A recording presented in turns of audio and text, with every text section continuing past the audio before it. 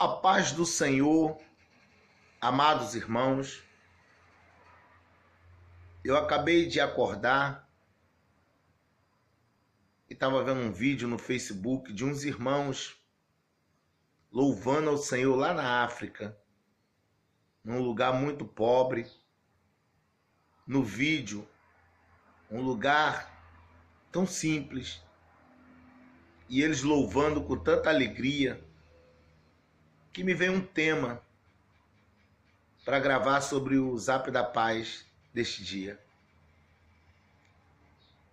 Na Epístola de Tiago, capítulo 2, no versículo 5, Tiago nos diz: ouvi, meus irmãos, porventura não escolheu Deus os pobres deste mundo para serem ricos na fé e herdeiros do reino que preparou para os que o amam? Eu quero falar sobre prosperidade material. É claro que não é pecado termos prosperidade material, mas a grande preocupação de Deus em relação à nossa prosperidade material é se sabermos dominar o dinheiro e não permitir que o dinheiro nos domine. Porque o apóstolo Paulo, ele fala em 1 Timóteo, capítulo 6, versículo 10, ele diz: porque o amor do dinheiro, ele não diz que é o dinheiro em si, mas o amor do dinheiro é a raiz de todos os males. E muitos nessa cobiça se desviaram da fé, transpassando a si mesmo com muitas dores. Aqui no meu Rio de Janeiro, infelizmente, existe algo chamado milícia, que é algo maligno e terrível. Homens chamados de paramilitares que entram em comunidades e impõem o terror, impõem a opressão, tudo por um único motivo: a ganância, pelo dinheiro. Pessoas são expulsas de suas humildes casas e sua casa é vendida para outro. Infelizmente, pessoas já foram assassinadas por não concordar com essa opressão. Mas tudo isso é motivado pelo quê? Pelo dinheiro. Quantas guerras neste mundo motivada pela ganância, disputa de terras, disputa de tantas coisas, venda de armas. E infelizmente isso chegou até nós, o povo de Deus. Quantos pregadores que outrora diziam: eu prego por amor. E hoje pregadores parecem até artistas, cantores parecem até artistas, pregadores cobrando 10, 15, 20 mil reais para levar a mensagem do evangelho, cantores cobrando 60, 40, 50 mil reais para fazer um show. Se não houver dinheiro envolvido, muitos, infelizmente, não estão dispostos. Você vê quanto é um CD para a gente ouvir música. A gente entende que isso gera custo para fazer um CD. A gente entende que gera custo você chamar um pregador de um outro estado para ir até a sua igreja para pregar. Isso é compreensível. Nós sabemos que o obreiro é digno do seu salário, é compreensível. Mas a questão é a ganância. Será que realmente... Eu moro no Rio de Janeiro, se eu trouxer um pregador de São Paulo para pregar aqui, mesmo ele vindo de avião, mesmo pagando uma diária de hotel, pagando a passagem ida e volta, com uma diária de um hotel, não precisa ser hotel 5 estrelas, não vai sair por mais do que R$1.000. E se eu fosse o pastor para convidar um pregador assim, claro que eu gostaria de dar uma oferta. Mas o camarada não vai gastar nem R$1.000 para vir e voltar e só vem por 10 mil, por 5 mil. Será que estamos pregando realmente por amor? E muitos se escondem atrás de ouvir certo pregador dizendo que se ele depender da generosidade do homem, ele está perdido. Por isso que ele já cobra logo o seu valor. Primeiro que se eu sou um pregador do evangelho, meu patrão é Deus. Deus sabe que eu tenho filhos, Deus sabe que eu tenho família, e eu tenho certeza que Deus vai me honrar. Porque eu acho difícil que hoje tenha pregadores, por exemplo, como o apóstolo Paulo. E era um homem tão usado poderosamente nas escrituras de Deus, mas não abusou disso. Quando ele estava em Corinto, ele preferia trabalhar quando ele estava em Tessalônica, ele preferia trabalhar, embora ele recebeu salário de algumas igrejas.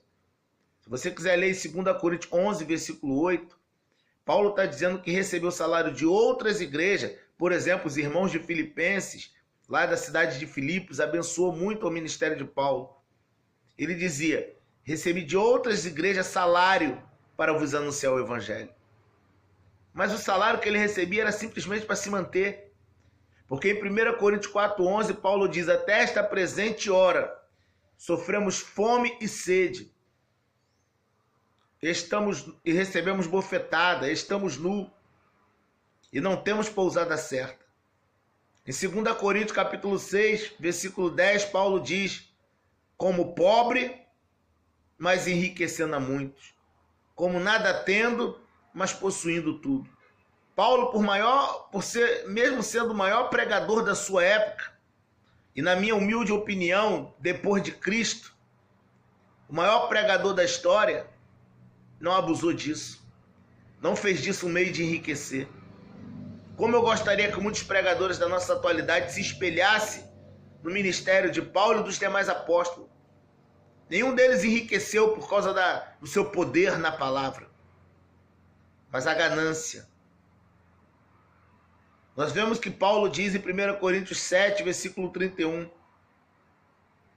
aqueles que usam desse mundo como se não abusassem dele, porque a aparência deste mundo passa.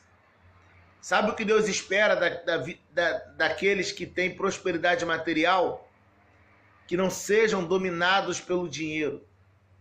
Que digam: o meu carro não é meu, mas é de Deus, e é Deus que vai determinar o que é feito com ele. Meu dinheiro não é meu, mas é de Deus, e é Deus que vai determinar o que é feito com ele. Se vivermos assim, maravilhosamente nós vamos ser abençoadores. Olha o exemplo da igreja primitiva. Quando muitos tinham herdades e vendiam, depositavam aos pés dos apóstolos para que fosse distribuído para os que nada tinham. Hoje nós vemos que tem pessoas que têm casas de aluguel e às vezes tem um irmão que precisa de um lugar para ficar e a pessoa, eu não digo nem dá, mas não oferece algum tipo de apoio. Ah, se eu deixar fulano morar na minha casa, ele não vai querer mais sair, vai depedrar minha casa. Olha a diferença do pensamento de hoje, o pensamento da igreja primitiva. Pessoas que têm um carro ainda têm a coragem de dizer: a serviço do Rei Jesus. E quantas senhoras idosas na igreja, que nós sabemos que a saúde pública do nosso país é uma vergonha. E quantas senhoras que precisam ir a uma clínica, um hospital, e às vezes eu tenho um carro na garagem, sou incapaz de oferecer ajuda àquela senhora. Ah, mas eu não posso ir, mas eu posso emprestar o meu carro para alguém que tem habilitação, levar aquela senhora no hospital. Isso também é obra de Deus. Mas quantos fazem isso? Infelizmente, existe um ditado que tem sido vivido dentro da igreja. Cada um por si, Deus por todos, farinha pouca, meu pirão primeiro. O egoísmo tem imperado. Então, esse é o grande problema. Empresários cristãos, que quando você trabalha para ele e às vezes é mandado embora, isso é normal, é um vínculo empregadício, não é obrigado, só porque eu sou cristão, você me empregar até eu me aposentar, isso não é obrigado. Se por algum motivo você não quiser o meu trabalho, amém, vai me despedir da empresa. Nós não vamos deixar de ser irmãos em Cristo. Só que como pode um trabalhador que trabalha para um cristão e quando é mandado embora tem que ir para a justiça dos homens para receber o seu direito? Como pode isso? Então não se deixe dominar pelo dinheiro. A Bíblia diz que é melhor dar do que receber. Seja abençoador. Se Deus te deu prosperidade, mantenha a humildade no seu coração. Eu digo prosperidade material, porque a verdadeira prosperidade é ter Cristo. Seja pobre ou seja rico, a prosperidade é ter Jesus. Como uma vez um dos meus filhos, quando criança, falou: papai, quando o senhor for rico, o senhor vai poder comprar muitas coisas. E eu falei para um dos meus filhos, que eu não me lembro qual foi, eu falei: filho, rico eu já sou, eu só não tenho dinheiro. Porque quem tem Jesus tem tudo. Eu vivia dizendo para Deus, porque às vezes Deus revelava que algumas pessoas tinham inveja da minha vida. E eu vivia dizendo para Deus, Deus, como é que alguém pode ter inveja de mim? Um homem como eu não tenho dinheiro, eu não tenho carro. A casa que eu moro, eu não pago aluguel, mas eu não posso nem dizer que é minha. Como é que alguém vai ter inveja de mim? Do meu corpo ninguém pode ter inveja, que eu estou parecendo uma bolinha de carne. E eu vivia questionando a Deus, por que alguém tem inveja de mim? Até que um dia eu estava num culto. E Deus levantou um jovem do meio da igreja, aquele jovem veio ali falando em mistério, marchando. E ele chegou diante de mim onde eu estava e falou, meu filho, tu dizes que nada tem, mas contempla a paz que só os meus podem ter. E ali naquele dia eu percebi que eu tenho tudo que eu preciso para ser feliz com Jesus. Jesus sabe dos meus projetos, dos meus sonhos. Jesus sabe dos meus desejos, das minhas necessidades. E por isso ele também dizia, não andei ansioso pelo dia de amanhã. Porque Deus, ele sabe do que a gente precisa. Ele cuida dos animais, dos passarinhos, não vai cuidar de nós? Jesus ainda diz, homens de pouca fé. Está lá em Mateus 6 essa passagem. Então, irmão, se Deus te abençoou, se você conseguiu ser próspero materialmente, seja humilde. Não se esqueça que tudo vem de Deus. Quantas pessoas pisando no seu próximo, quantas pessoas olhando com desprezo para o seu próximo. Eu tenho porque eu tenho fé, eu tenho porque eu sou de Deus, dizendo que aquele que não tem fé, não é fiel, por isso não tem. Se fosse assim, Paulo, então, como eu disse, já não era fiel porque era pobre. Então, meus irmãos, não ponham a sua confiança na incerteza das riquezas. Ajude quem precisa. Abra mão da ganância, do egoísmo. Porque Jesus está voltando. E como disse Jeremias, capítulo 9, versículo 23. Não se glorie o sábio na sua sabedoria. Não se glorie o forte na sua força. Não se glorie o rico nas suas riquezas. Mas o que se gloriar, glorie-se em me conhecer. Eu, Senhor, que faço beneficência, juízo e justiça em toda esta terra. Porque disto eu me agrado. Então que Deus te abençoe. Eu não quero dizer que só os pobres serão salvos, não é isso. Eu não estou dizendo também que ter riqueza, embora Jesus tenha dito que é mais fácil um camelo passar no fundo de uma agulha do que um rico se salvar, a Bíblia fala de homens que foram prósperos, Abraão, Jó, mas eu uso o exemplo de Jó. Eu não me recordo se é o capítulo 30 ou 31 em que Jó está falando como ele procedia. Quando ele via alguém nu, ele oferecia veste. Quando ele via alguém faminto, ele dava alimento. Quando tinha um viajante, ele oferecia abrigo. Era um homem abençoador. E quando Deus mudou o cativeiro de Jó, você pode ler lá em Jó 42, a partir do versículo 10. De que maneira Deus mudou o cativeiro de Jó? De que maneira Deus trouxe a riqueza de Jó em dobro?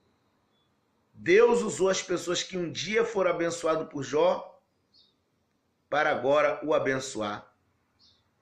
Que a Bíblia diz que todos os que dantes o conheceram, todos seus irmãos e suas irmãs, e todos os que dantes o conheceram, comeram pão com ele em sua mesa. Quanta gente não comeu pão na mesa de Jó? Trouxeram um pendente de ouro e um dinheiro. Foi tanta gente que comeu na mesa de Jó, que cada um deles trazendo apenas um pendente de ouro e um dinheiro, a riqueza de Jó dobrou. Então siga o exemplo de Jó. Seja humilde.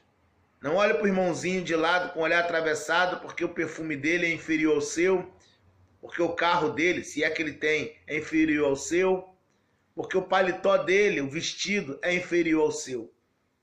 Porque o que importa para Deus são nossas vestes espirituais. O que importa para Deus é a nossa vida de obediência à sua palavra. Se você é empresário ou não, uns serão, outros não. Acho importantíssimo que hajam homens de Deus, mulheres de Deus em todas as camadas da sociedade. Médicos, servos do Senhor. Juízes, servos do Senhor. Advogados, doutores. Para que nesses meios, nesse círculo de vivência deles, eles possam anunciar Cristo. É como certa vez eu disse para um empresário, olha, Deus colocou essa palavra no meu coração e eu falei para ele, Deus te colocou no meio dos grandes para você anunciar Jesus. Ele não aceitou muito. Aí nesse mesmo dia teve uma oração na fazenda dele, nós estávamos na fazenda dele. Nesse mesmo dia teve uma oração, vieram umas irmãs de longe e a irmã entregou justamente o que eu tinha falado para ele. Ele não aceitou porque vaso de casa não tem honra, esse rapaz é da família da minha esposa. Então ele não aceitou bem quando eu disse, Deus te colocou no meio dos grandes para você falar do amor dele, para você falar de Jesus, da verdadeira riqueza, da verdadeira prosperidade. Então, irmãos, se Deus te abençoou, seu bom carro, a sua boa casa, seu bom emprego, glória a Deus, glorifique muito o nome do Senhor, mas não se esqueça da humildade. Não se esqueça do amor ao próximo. Quando você estiver comendo seus melhores pratos, lembre-se que naquele momento pode ter alguém que não tem nada para comer e se dispõe a ajudar. Porque isso é o cumprimento da palavra de Deus. Porque quando Jesus resumiu todos os mandamentos, ele falou, amarás o Senhor teu Deus como a ti mesmo, amarás o Senhor teu Deus acima de tudo e o teu próximo como a ti mesmo. Disso depende toda a lei e os profetas. Paulo escreve em Gálatas 5,14. Toda a lei se resume numa só palavra, nesta, amarás o teu próximo como a ti mesmo. Que Deus te abençoe. Agora, você que é pobre como eu, você que não tem a chamada prosperidade material, isso não significa que será salvo por causa disso. Porque tem muito pobre que não tem nada, mas soberbo, desobediente a Deus. O que nos dá a garantia de salvação é a nossa fidelidade para com o Senhor, independente da condição que vivemos. Que Deus te abençoe. Sei que esse Zap da Paz foi o mais longo, mas é um assunto que eu tinha que abordar com bastante calma e com uma certa profundidade, para que o recado pudesse ser dado de maneira correta. Deus te abençoe. E até o próximo Zap da Paz.